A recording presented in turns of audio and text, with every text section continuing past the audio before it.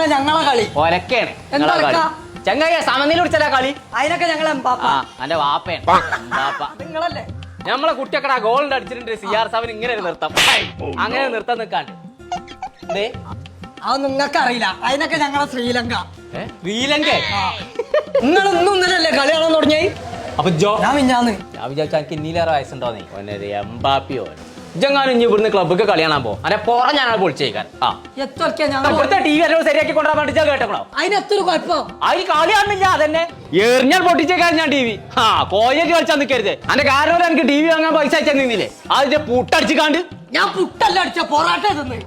പൊറോട്ട ആഹാ ഇതൊക്കെ കോയ ആരാന്നുള്ളത് ഞാൻ കോയിലേക്ക് കളിച്ചേ.